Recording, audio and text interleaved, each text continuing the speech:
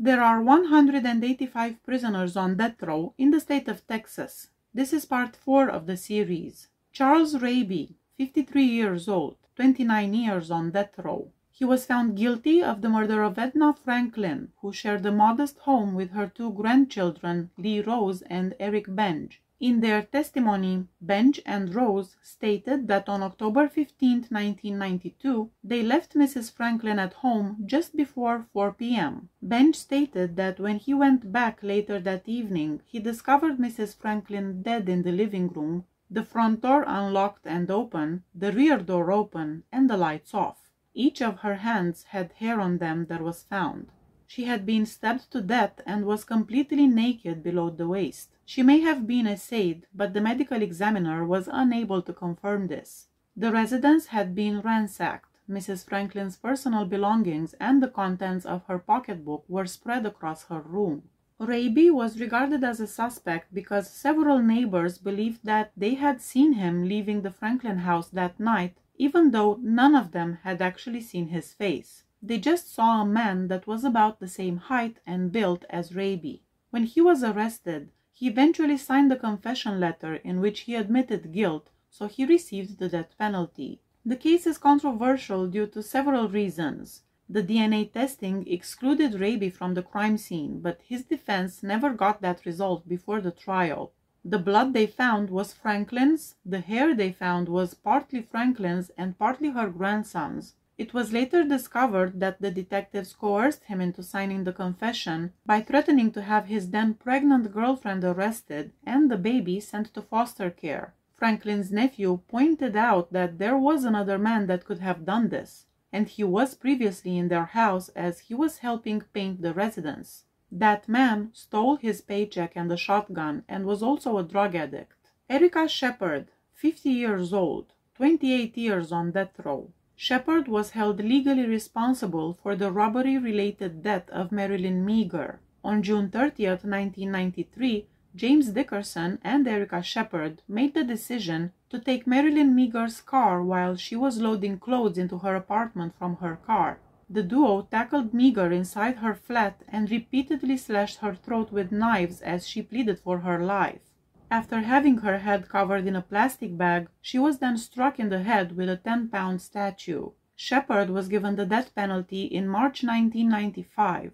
James Dickerson received the death penalty as well, although he passed away from AIDS while awaiting execution. At the time of the crime, Sheppard and Dickerson were both 19 years old, and Erica was already a mother of 3. She admitted that she was present when the crime was committed and that she was responsible for not intervening to stop it, but she insists that she did not really carry out the murder. Scott PANETTI, 65 years old, 28 years on death row. In 1992, shortly after his wife and young child left him in Fredericksburg to live with her parents, PANETTI roughed up his beard, put on camouflage clothes, and forced open his in-laws' front door. He shot the Alvarados dead, then held his wife and young son hostage for several hours. After putting on a suit, he turned himself into police. He was institutionalized for homicidal tendencies toward his family 2 years prior to killing the Alvarados. He also claimed the community was conspiring against him. His attorneys claimed that around the age of 20, when he was hospitalized in 1978 for serious electrical burns sustained while working as a lineman, he began to exhibit symptoms of his condition. He started acting out the illusion that he was fighting Satan in 1986, burying his family's possessions in the yard to get rid of the demon. More than 4 decades have passed since Panetti's mental condition was first mentioned. He had 14 hospitalizations for psychiatric behavior before entering prison. According to court documents, he was frequently determined to have schizophrenia and to be seriously impaired. Michael Gonzalez, 50 years old, 28 years on death row. In Odessa, Texas, Gonzalez spent many years residing next door to Manuel, age 73, and Merced Aguirre, age 65. While the Aguirre family was fast asleep on the evening of April 21, 1994, Gonzalez broke into the house. As the couple awoke, Gonzalez stabbed them before robbing the house. According to reports, the woman had defensive wounds on the bottoms of her feet, wrists, and legs. Manuel Aguirre suffered 11 stab wounds. Gonzales took a .22 caliber pistol, a camera, a microwave, a VCR, and a pocketbook. Gonzales was found guilty of killing both Manuel and Merced and received a death sentence on December 12, 1995. His execution date was set by the court for March 8, 2022, but Gonzales won a reprieve on March 3, 2022. The family of Aguirre intended to watch the execution. Larry Hatten, 49 years old, 27 years on death row. Isaac Jackson, who was 5 years old, was shot while he was in bed with his mother at their Corpus Christi residence in 1995. Hatten was found guilty of the murder. Tabitha Thompson, the mother of the boy, was hit 4 times by bullets, but she managed to survive. The young boy was shot twice and passed away. According to court records, Hatten entered Isaac Robinson's residence, the child's father and Thompson's boyfriend, forced open a bedroom door, and then opened fire in vengeance for an upsurge in drug dealer fights. Hatten would later admit that he had planned to kill Robinson, but that he wasn't at home. On the appeal, Hatten unsuccessfully argued that a juror at his trial was biased in favor of the prosecution, since the juror knew Robinson and Hatton's stepfather, bought drugs from Robinson, and lied about his drug usage when asked about it. The jury allegedly lied when asked about the relationships during a court hearing, according to Hatton's appeal. The appeals court stated that there was substantial evidence. Hatten had admitted to wanting to kill Robinson, and Hatten had been positively identified as the shooter. Pablo Melendez, 48 years old, 27 years on death row. Melendez, who was 18 years old, visited and drank beer with a group of friends in the driveway of a Fort Worth home on the evening of September 1, 1994. He announced his desire to rob someone at around 11:30 p.m. in a voice loud enough for most people to hear, and then he left alone. The 2 victims in this case had parked their pickup truck next to a walk-up payphone in the neighboring parking lot of a self-service car wash. They had been there for a while, when Tommy Joe Seagraves, one of them, observed Melendez approaching the truck from behind. He informed Michael Sanders, the driver of the vehicle, of Melendez's arrival as Seagraves watched. He took up a position around 15 feet away from the driver's seat. Without giving any prior notice or even speaking, Melendez turned and fired 1 shot into the car's cab, striking Seagraves in the neck. Then he made public his initial demand that Sanders turn over the entire amount of cash in the truck. Sanders was pulled out of the car, made to walk up to Melendez, and forced to hand over the cash while pleading with him not to shoot. Sanders turned and began walking back toward the truck where Seagraves was still lying injured and unable to move after being relieved of his money. Melendez fired once more before Sanders could get to the car, hitting him in the back. Melendez quickly fired 3 more shots, all of which hit Sanders in the arm or the back. Eventually, Sanders fell forward through the unlocked driver's side door and came to rest with his head against Seagraves' knee in the truck's floorboard. Melendez walked up, reached into the cab with a gun in his hand, put the muzzle close to Seagraves' forehead, and pulled the trigger while Sanders lay dying. Nothing occurred. Since the gun was empty, Melendez simply turned around and started to walk away. In the end, Seagraves had 2 bullet wounds, the first when Melendez first approached, and the second from a round that had killed Sanders but missed Seagraves and struck his arm. Sanders was hit 4 times and passed away shortly after. Joseph Pristash, 67 years old, 27 years on death row.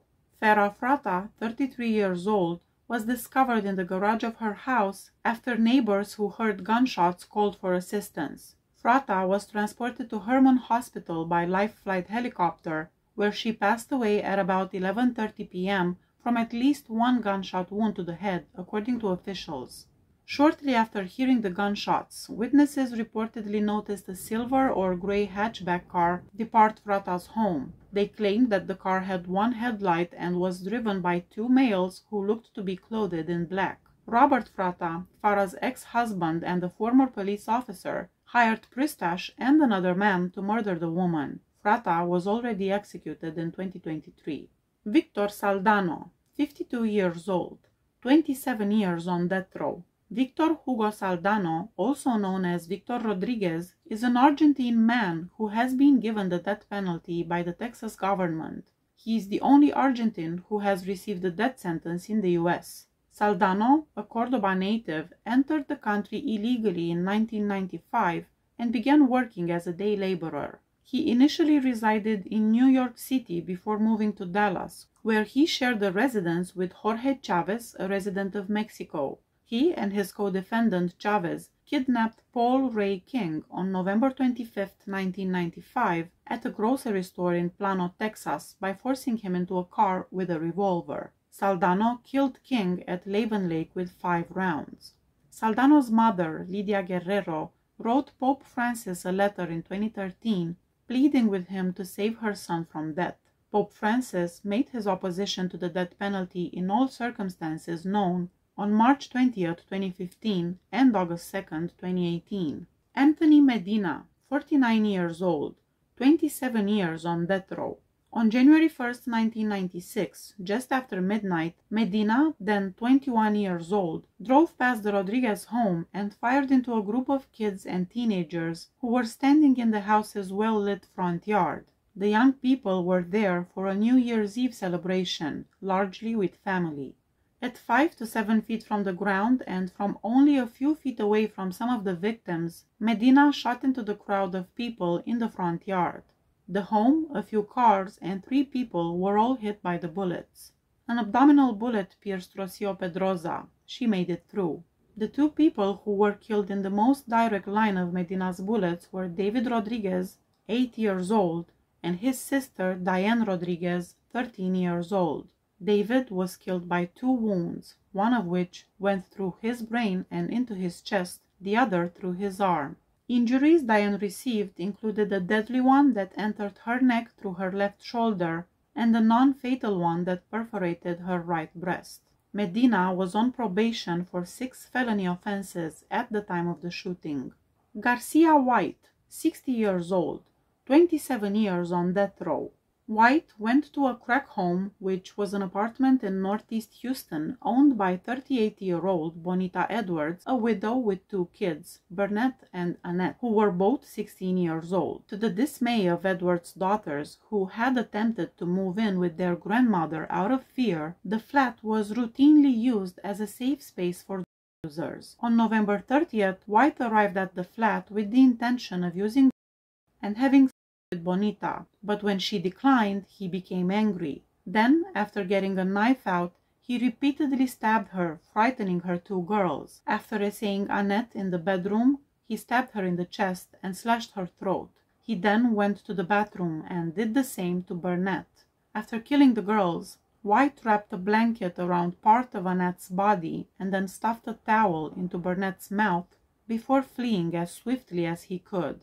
The bodies weren't found until December 2nd, when King Solomon, Edward's worried boyfriend, went to the apartment to check on them. The triple homicide remained a cold case for 6 years, despite thorough investigations that failed to produce any plausible suspects. In an attempt to rob a Houston convenience store in July 1995, White and a friend called Tecumseh Manuel killed the clerk Hai Van Pham. Both men were detained after the murder, but Manuel later told police that White allegedly confessed to him about the 1989 murder of the Edwards family. He was then interrogated in connection with the triple homicide, and although he originally denied involvement, White eventually admitted guilt after seeing a section of Manuel's interview.